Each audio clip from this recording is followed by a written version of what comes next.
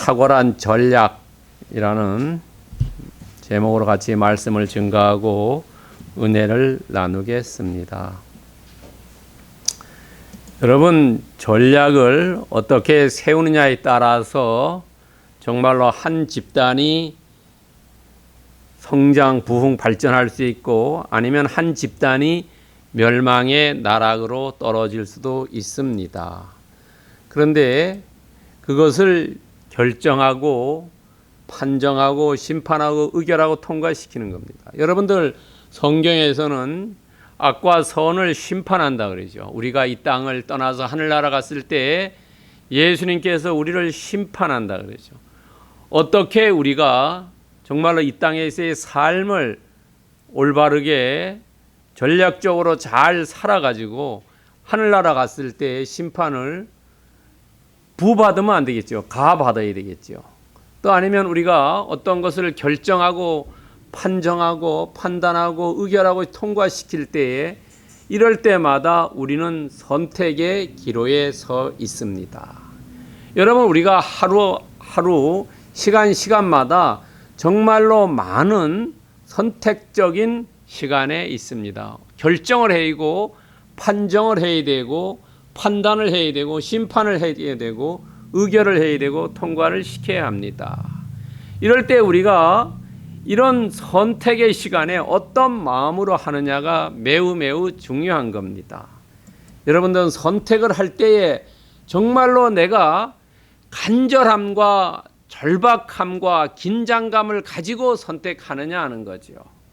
그렇지 않으면은 돼도 좋고 안 돼도 좋고 뭐 그냥 하는 건지요. 어떤 선택의 마음으로 하느냐에 따라서 달라진다는 거지요.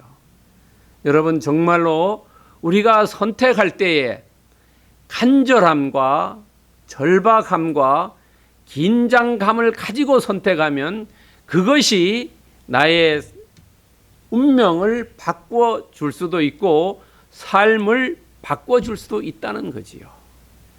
여러분, 운명과 삶이 바꿔주는 것이 전화위복이라고 우리는 이야기할 수 있어요. 우리가 예수 그리스도를 만나서 만나기 전과 만난 이후가 달라지지요. 우리가 전화위복의 상태로 되고 운명과 삶이 달라집니다. 여러분, 숙명이라는 것은 바꿀 수 없지만은 우리의 운명이라는 것은 바꿀 수가 있다는 겁니다.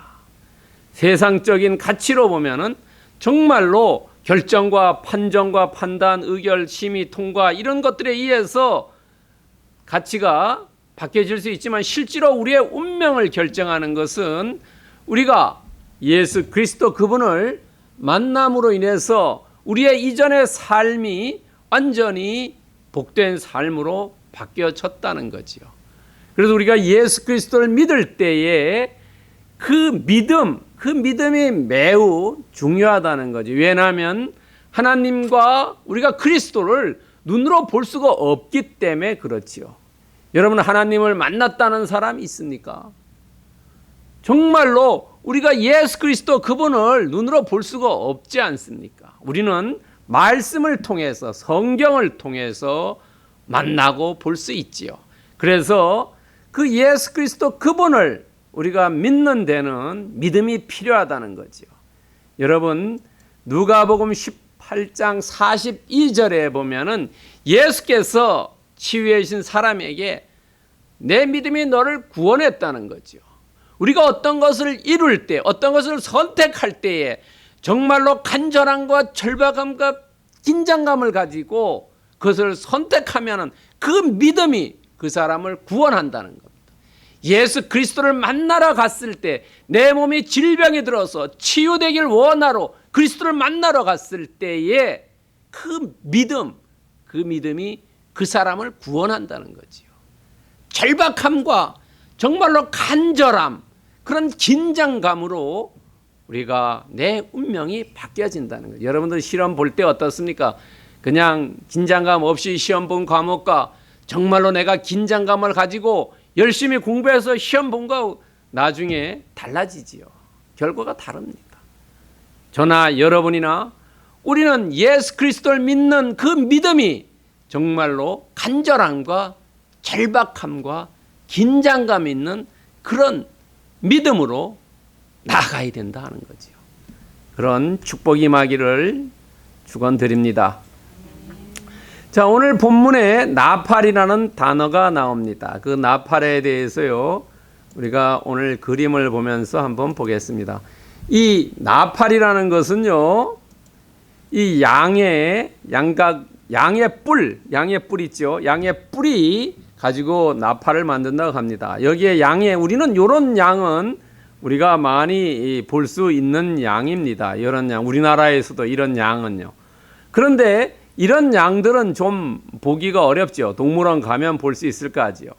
근데 이 뿔을 이제 잘라서 이렇게 만듭니다. 이렇게 만들어 가지고 우리가 보통 요 작은 쪽으로 이렇게 거꾸로 해서 붑니다. 이렇게 이게 바로 양각 나팔입니다.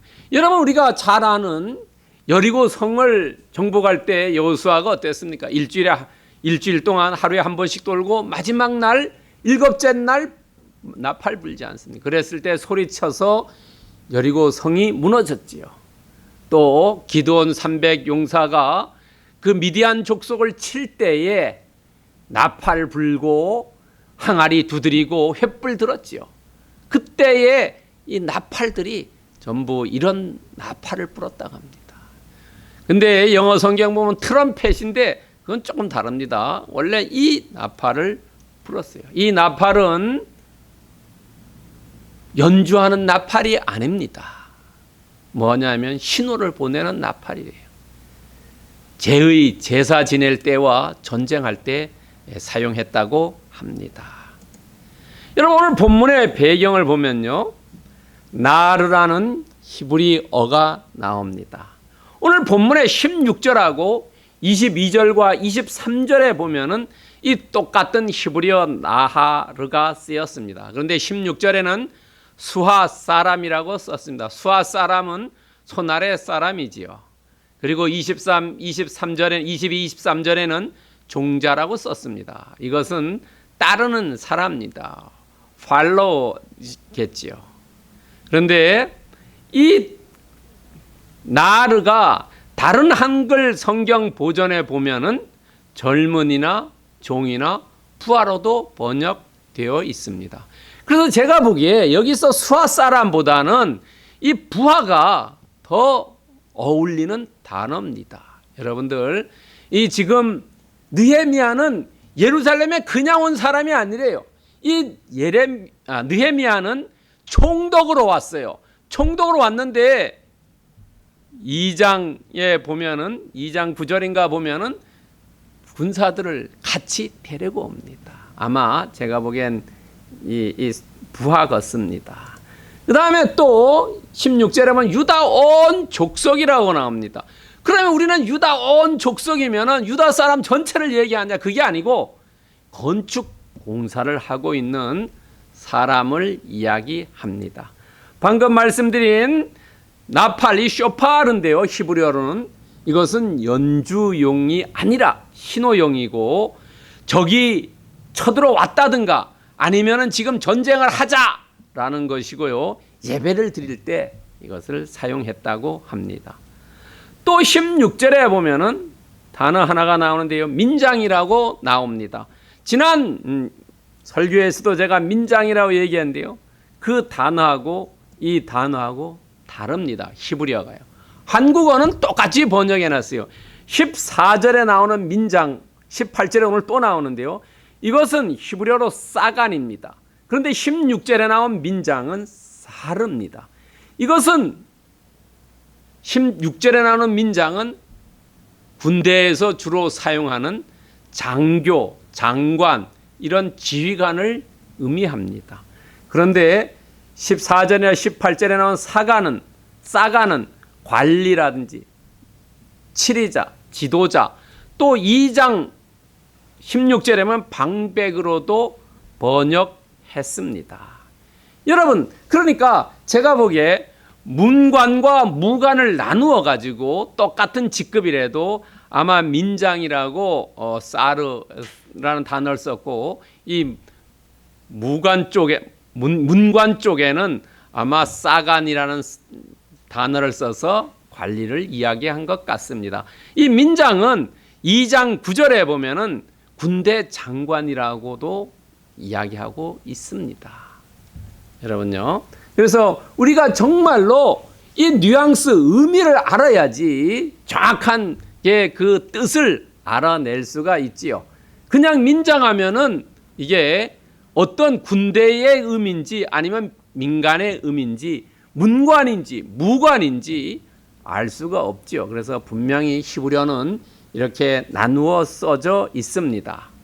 자, 느헤미야의 탁월한 그 방어 전략이런데요. 너무 제목이 길기 때문에 제가 방어를 뺐습니다. 느헤미야의 탁월한 전략을 어떻게 세웠냐면, 이 사람은 첫 번째 전략가로서의 하고요. 두 번째는 믿는 자로서 어떤 모범을 보였고, 세 번째는 지도자로서 어떤 역할을 했는지 우리가 좀 더 깊이 한번 알아보겠습니다. 어떻게 이 탁월한 전략을 세워서 52일 만에 성벽을 완성했는지, 그것을 통해서 나의 삶에서는 나는 어떻게 전략을 세워서 정말로 내 삶이 보다 풍성하고 윤택한 삶을 살 수 있느냐를 우리가 이 본문에서 찾아볼 수 있다는 거지요.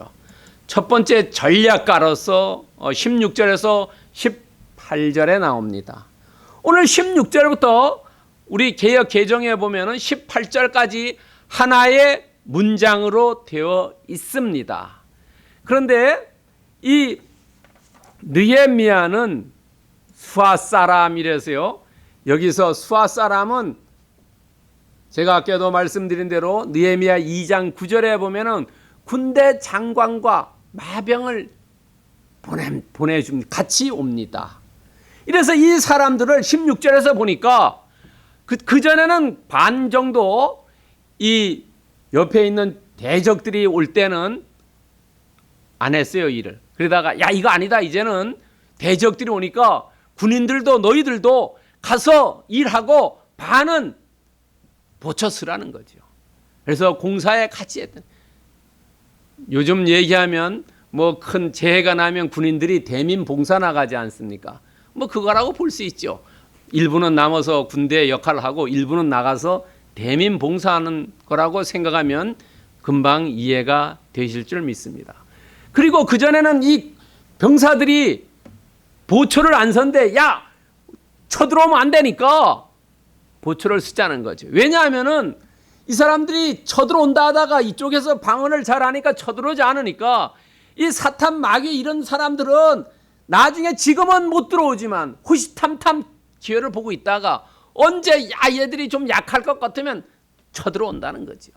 그러니까 우리는 공격은 하지 않지만 방어를 튼튼하게 해놔야지 된다는 겁니다. 방어가 제대로 안 했다면 언제든지 쳐들어온다는 거죠. 협정 그 종이문서 필요 없다는 거예요. 여러분 월남에서 보지 않았습니까? 베트남에서요.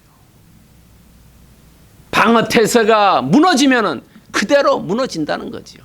전략가로서 이 느헤미야의 우리는 이 전략을 볼 수 있습니다. 두 번째는 공사의 효율을 위해서 분업해요. 일부는 건축하고 일부는 보초 쓰고 또 일부는 성을 쌓고 일부는 돌을 운반하고 다 똑같이 하는 게 아니라 정말로 이렇게 분업을 해서 잘 하는 거죠.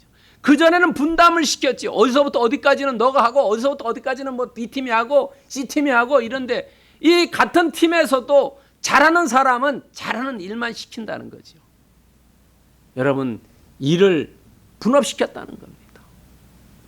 세 번째는 언제든지 쳐들어온다면은 보초도 섰지만은 나머지 사람들도 바로 전쟁에 투입할 수 있는, 전쟁에 참가할 수 있는 임전태세를 완비시켰다는 거지요. 한 손에는 병기를 잡았고 허리에 칼을 찼다는 거죠. 여러분 한 손에 병기를 가지고 일을 할 수 없지요. 이것은 무슨 얘기냐면 이 사람들이 철저하게 준비하고 있다는 겁니다. 여러분 대학생들한테 그런 얘기합니다. 뭐냐면 한 손에는 전공, 한 손에는 컴퓨터와 어학 얘기합니다. 그러면 대학생활 동안 그걸 열심히 하라고요. 그러면 어떻게 할 수 없는 거야. 그 정도로 자기가 잘 공부를 열심히 하라는 거죠. 우리가 오늘 본문에도 나오는데 한 손에는 돌을 나르고 한 손에는 칼을 잡고 하는데 어떻게 하느냐. 그게 아니고 일도 열심히 하고 방어도 열심히 했다는 겁니다. 여러분요.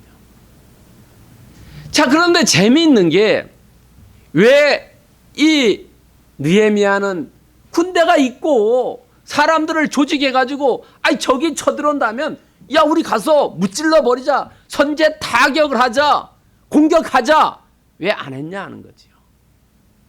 그것을 안 한 것이 맞다는 거예요. 왜냐하면 이 대적자들이 바로 그걸 노렸다는 거예요. 뭐냐면 유도 전략해가지고 얘들이 쳐들어오면은 이 바사의 왕에게 야 이쪽에 느헤미야가 힘을 길러가지고 바사의 반란을 꾀합니다, 이렇게 이야기하려고 했다는 거예요. 여러분요. 그런데 느헤미야는 그걸 알았다는 거예요. 그래서 자기네 방어만 했지 절대 공격하지 않았다는 겁니다. 그리고 일의 효율성을 보초도 세우고 분담해서 일을 정말로 효율성을 했다. 이렇게 하기 위해서 어떻게 합니까? 조직을 잘 정비했다는 거죠. 여러분, 잉여 인력이 남지 않게 회사서나 어디서나 잉여 인력 남으면 월급이 계속 나가지 않습니까? 그러나 잉여 인력이 없이 잘 적재적소에 사람들을 배치해가지고 일을 분담을 잘 시키면은 효율성을 높일 수 있다는 거죠. 바로 이것이 전략가로서 느헤미야의 해안을 우리가 볼 수 있다는 겁니다. 그런데 이 해안을 준 것은 누구냐 하는 거예요. 느헤미야는 기도를 4번 했다 그랬지요. 늘 기도를 하면서 하나님께서 능력을 허락해 주셨다는 거지요. 여러분, 스가랴 4장 6절 하반절에 보면은 만군의 여호와께서 말씀하시되 힘으로 되지 않고 능으로도 되지 않고 오직 나의 성령에 있으면 된다는 거죠. 우리가 성령에 의해서 하려면은 늘 기도 열심히 하고 말씀 읽고 찬양을 해야지 하나님께서 지혜를 주신다는 거죠. 전략가로서 능력을 허락해 주신다는 겁니다. 그래서 다른 사람의 힘을 빌리지 않고 스스로 자강하고 스스로 홀로 서게 할 수 있다는 거죠. 여러분, 역대하 17장 1절에 보면 스스로 강하게 하여 이스라엘을 방어해야 돼요. 내 스스로 힘이 강해야지 어떤 걸 물리칠 수 있다는 거죠. 내가 면역력이 강해야지 병을 물리칠 수 있죠. 다른 사람의 도움을 자꾸 받으면 어떻습니까? 도움이 없다면 쓰러지고 마는 거죠. 스스로 자강해야 된다. 전략가로서 느헤미야는 이것을 알았다는 거죠. 우리의 삶에 비춰봐도 그렇죠.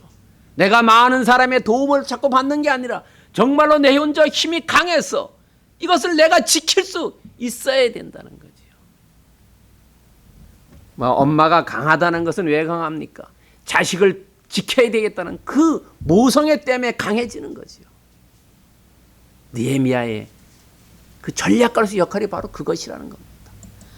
두 번째는 믿는 자로서의 역할입니다. 여러분, 19절부터 20절도 한 문장입니다. 16절부터 18절이 한 문장이고 19절부터 20절도 한 문장으로 끝납니다. 여기서 보면 느헤미야는 현실을 정확히 인식했어요.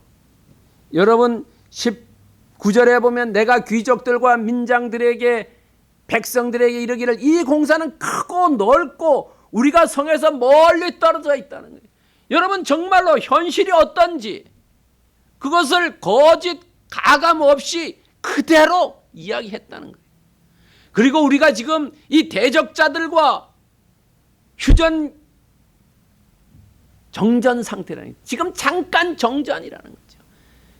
우리가 힘이 좀 쟤네가 쳐들어왔지 못하니까 있는데 우리가 힘이 약해지면 바로 전쟁이 일어나는 정전 상태로 있기 때문에 우리가 어떻게 해야 될지를 백성들에게 알려줬다는 거죠. 그리고 이 정전 상태일 때는 어떻게 해야 돼요? 경보 체계를 잘 만들었어요. 어디선지 나팔 소리가 듣거든 우리에게로 모여라 이런 거예요. 왜냐하면 이건 두 가지 의미가 있어요. 나팔 소리 듣고도 모여라는 것은 내가 너희들 책임져 주마라고 얘기하고 있어요. 여러분요, 백성들이 일하는데 뭐 어떻게 해야 될지 모르면 우왕좌왕해가지고 다 멸망하지 않습니까? 그러니까 전쟁이 났다 하면 나팔 소리 부를 때니까 그 나팔 소리 듣고 바로 모여가지고 너희들을 우리로 하나니까 내가 돌봐주마, 내가 지도자로서 행하겠다는 거죠. 여러분, 그런데 이 느헤미야는 믿는 자로서 정말로 신앙인으로서 말씀에 해박하고 말씀을 의지했다는 겁니다. 여러분, 20절에 보면 우리 하나님이 우리를 위하여 싸우시리라고. 이것은 느헤미야 전에 출애굽 때나 신명기 여호수아 때 보면은 이 똑같은 이야기가 있다는 겁니다. 말씀이 있다는 거예요. 우리는 기도할 때도 말씀에 의지해서 기도해야 된다는 거죠. 내 멋대로 내가 생각한 대로 하는 게 아니라 정말로 하나님의 주신 그 말씀에 의지해서 기도해야 된다는 거죠. 말씀에 해박했고 말씀을 의지했다는 겁니다. 이게 믿는 자로서 신앙인으로서의 전략이라는 거죠. 여러분, 기도할 때 하나님의 말씀을 기억하면서, 우리가 부모님한테도 그러죠. 옛날에 이런 얘기 하시지 않았냐고요. 요즘 텔레비 보면 옛날에 정치 지도자들이 했던 얘기, 그거 텔레비로 다시 이렇게 보여주지 않습니까? 그 사람이 쓴 글, 그 사람이 나와서 얘기했던 이야기들, 이런 것들 보여주죠. 당신이 이런 얘기 했다. 성경의 말씀에 기초해서, 성경의 말씀에 의지해서 기도해야지 응답을 확실히 하나님께서 해주신다는 거죠. 그것이 바로 우리가 삶에서 승리할 수 있는 비결이라는 겁니다. 여러분, 예수님도 마귀에게 어땠습니까? 유혹받을 때 어떻게 승리했습니까? 어떻게 의지했습니까? 여러분, 예수님도 말씀에 의지해서 하지 않습니까? 3번이나요. 3번. 돌로 떡 만들어 먹었어요. 야, 사람이 떡으로만 사는 게 아니다. 하나님 말씀으로 산다라고 신명기 8장 3절을 이야기해요. 그럴 때 너 천하 줄 테니 절해라니까 너 하나님 시험하지 말라. 신명기 6장 16절을 이야기하고, 야, 너 뛰어내려라 했을 때도 경배하고 결 섬기라. 신명기 6장 13절을 가지고 다 이 얘기하잖아요. 우리도 기도할 때 하나님 말씀 의지해야 된다. 여러분, 시몬 베드로가 고기 못 잡았을 때 어떻게 해요? 예수님이 그물 저쪽에 던지라 했을 때, 야, 내가 고기를 잡는 법인데, 이때 베드로는 20대였습니다. 20대. 뭐 그렇게 잘하는 건 아니었지요. 말씀에 의지해서 내 그물 내린다고요.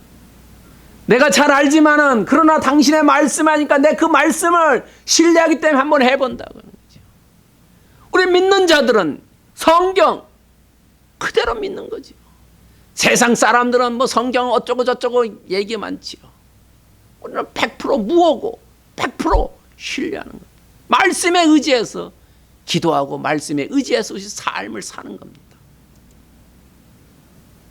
왜냐하면 그런 믿음, 그런 신앙인이 올바른 사람이라는 거죠. 느헤미야 한번 생각해 보세요. 사방의 적들입니다. 정말로 이 성을 쌓아야 되는데 정말로 어떻겠습니까?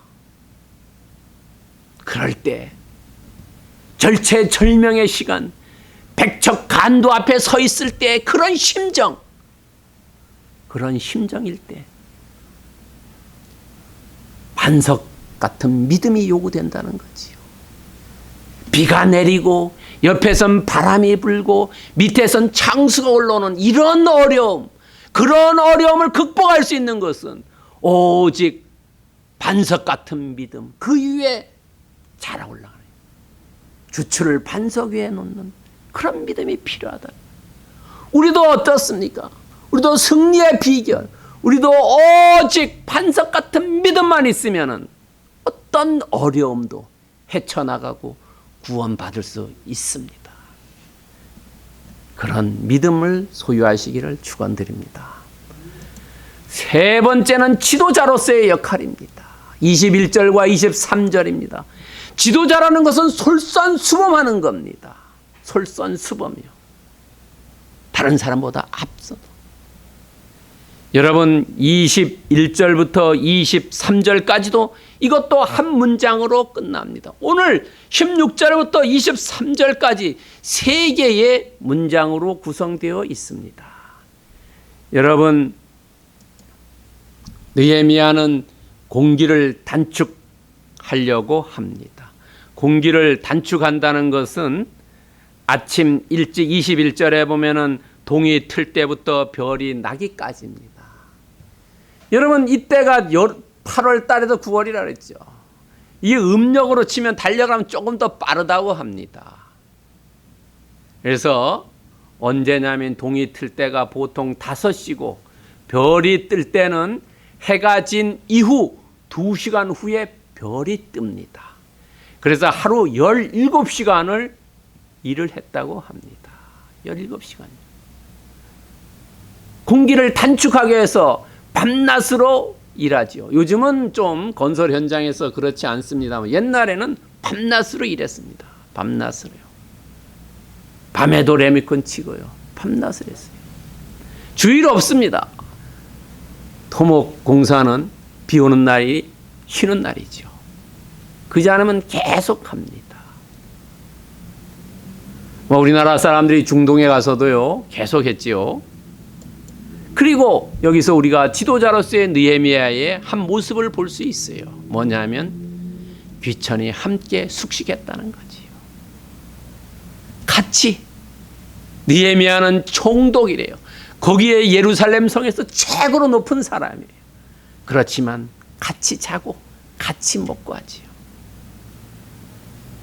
여러분 우리나라는 이제 요즘은 많이 달라졌습니다. 뭐 회사 가더라도 옛날에는 무슨 식당에서 있는데 지금은 그러지 않죠. 다 같이 식사하지요.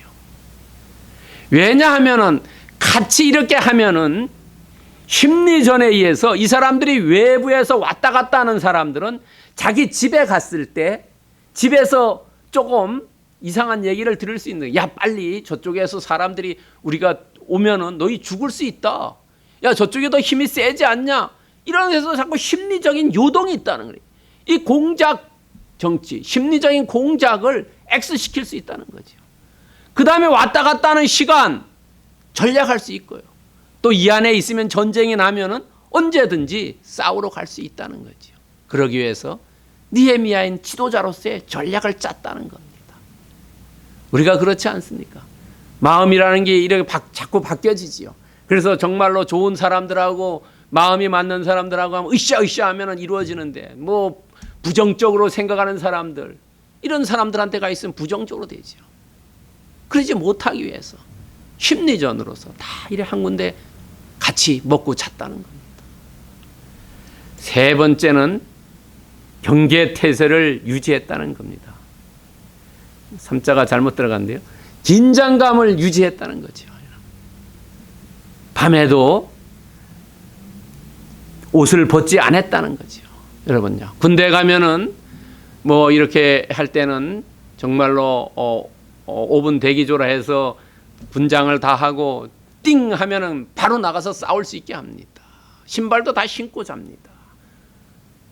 그리고 총 그 다 가지고 있습니다. 바로 전쟁 나가면 바로 사격할 수 있게 합니다. 여러분 옷을 입은 채로 병기를 그런 긴장감 있죠. 절박함, 간절함, 긴장감 이것이 있었다는. 그러니까 52일 만에 야 빨리 성벽을 쌓고 우리가 좀 평안하게 살자는 거죠. 이렇게 지도자로서의 적절한 긴장감을 유지하는 게 필요하지요. 여러분요. 여러분 우리는 이 지도자로서의 느헤미야의 전략을 보면은 본인도 똑같이 실천하고 이 백성들의 마음을 얻었다는 겁니다. 지도자는 정말로 백성들과 같이 하면서 백성들의 마음을 얻어야 된다는 거지요. 여러분 물은 배를 띄우기도 하고 물은 배를 전복시키기도 합니다. 이 느헤미야는 지도자로서 백성들과 함께함으로 백성들의 마음을 얻었다는 거예요. 동고동락했다는 겁니다. 여러분, 만약에 회사에서 사장이 같이 이렇게 자고 같이 일하고 해보세요. 야, 사장님도 저렇게 열심히 하니까 나도 열심히 해야 되겠다. 여러분, 디모데전서 4장 12절에 보면은 오직 말과 행실과 사랑과 믿음과 정절에 본이 되라는 거예요. 지도자는 말과 행실과 사랑과 믿음과 정절에 본이 되라는 겁니다. 바로 느헤미야는 지도자로서 본이 됐다는 거지요. 백성들의 마음을 얻어서 52일 만에 성벽을 완성했다는 겁니다. 불가능할 것 같은 것을요. 여러분, 그리고 빌립보서 2장 4절에 보면 이 현성이라 쓴 것은요, 현대인 성경입니다. 우리 개역 개정보다 조금 더 이해하기 쉽게 되어 있어서 제가 가지고 왔습니다. 자기 이익을만 생각하지 말고 남의 이익도 생각하라는 거예요. 지도자는 정말로 본인만 호가호위하는 게 아니라 백성들의 눈물을 닦아줄 수 있는 사람 되어야 된다는 거지요. 마음을 얻을 수 있는 사람. 바로 느헤미야는 같이 자면서 경계태세를 유지하고 옷도 벗지 않고 같이 행동했다는 겁니다. 이 밑에 사람의 이익을 생각해 줄 수 있는 지도자가 바로 올바른 지도자라는 겁니다. 여러분, 그렇다면 오늘의 본문의 메시지는 뭐냐면 선제 공격하지 않고 방어 태세에 최선의 노력을 한 이 느헤미야는 자강이고 홀로 서기를 했다는 겁니다. 그리고 정말로 백성과 지도자가 혼연일체가 됐고 이 느헤미야와 하나님이 혼연일체가 되었다는 겁니다. 여러분, 우리가 하나님과 하나가 되고 이 백성들과 하나가 되었을 때, 주변 사람들과 하나가 되었을 때 여기에서 힘이 나온다는 겁니다. 대동단결할 때 힘이 나온다는 겁니다. 빌립보서 2장 2절에 보면은 마음을 같이하고 뜻을 합하여 한 마음이 되었을 때 큰 일을 행할 수 있다는 거지요. 100명이 다 똑같은 마음이 되면 힘이 나는데 절반만 힘이 있으면 뜻을 합하면 어떻습니까? 힘이 반밖에 안 된다는 거지요. 여러분, 그래서 이 혼연일체는 이 사람들의 마음도 하나가 되어야 되지만 하나님과의 하나가 되어야 된다. 누가복음 10장 27절에 보면 하나님을 사랑하고 이웃을 사랑하는 이 예수님이 주신 두 계명, 이것이 혼연의 일체가 되는 계명이라는 거죠. 우리가 하나님을 열심히 사랑하고 이웃을 열심히 사랑하는 것, 이것이 바로 탁월한 전략이라는 겁니다. 우리의 삶에서의 탁월한 전략이라는 거예요. 예수님이 주신 그 두 가지 계명, 그것이 탁월한 전략이라는 거예요. 하나가 될 수 있는. 그러면 우리는 어떻게 해야 되느냐 하는 겁니다. 삶에 어떻게 적용해야 하냐면 우리는 목표점을 분명히 해야 돼. 내가 지금 어디에 있는지, 무엇을 하고 있는지, 왜 해야 되는지. 목표점이 왔다 갔다 하면 안 된다는 거지요. 내 목표점이 분명해야 되고, 두 번째는 이 백성들이 두려워해요. 적이 더 강합니다. 그러나 느헤미야는 말씀으로 두려움 물론 몰아냈다는 것과 같이 우리도 내가 어떤 일을 할 때, 어디를 갈 때에 항상 두려움이 많지 않습니까? 이 두려움을 말씀으로 물리쳐야 된다는 거예요. 우리는 하나님과 하나 혼연일체가 되어 있기 때문에 하나님이 나를 붙잡아주고 힘을 주시기 때문에 내가 두려워하지 않는다는 거예요. 세 번째는 항상 긴장감 가지고 절박함과 간절함으로 일하자는 거지요. 그러면 이루어진다는 겁니다. 누가복음 9장 62절에 보면 손에 쟁기를 잡고 뒤를 돌아보는 자는 하나님 나라에 합당하지 않다는 거예요. 우리는 앞으로 계속 가는 거지 뒤에 바라보지 말라는 겁니다. 예수님이 우리에게 주신 말씀이래요. 예수님도 뒤돌아보지 않지요. 계속 전진이죠. 마지막에 십자가에 돌아가셔서 우리의 죄를 다 사해 줄 때까지 다 이루었다고 말씀하신, 내 영혼을 아버지 손에 의탁드린다고 말할 때까지 우리는 전진한다는 거지. 왜? 나에게 준 사명을 완수하라. 골로새서 4장 17절에 보면은 나옵니다. 그리스도인으로서 받은 사명 완수해라. 여러분, 우리는 그냥 이 땅에 온 게 아니죠. 하나님의 사명과 소명 가지고 있기 때문에 절박함과 긴장감, 그런 것을 가지고 사명을 완수해야 된다. 느헤미야가 52일 동안 총독으로 와서 그 주어진 사명, 성벽을 다 완성했다는 거지. 우리도 나에게 주어져 있는 사명, 하나님이 이 땅에 보낼 때의 그 사명, 그것이 있다는 거죠. 여러분, 여기 공번은 공동 번역입니다. 천주교와 기독교와 같이 번역한 겁니다. 여기에서 사명을 다 완수하라. 오늘 예배에 나오신 모든 분들은 정말로 뒷바꾸라 그러네. 바꾸하지 말고 앞으로만 전진, 나에게 주신 사명을 계속 이루어서 하나님께 영광 돌리고 하나님부터 칭찬받는 모든 분들 되시기를 그리스도의 이름으로 축원드립니다.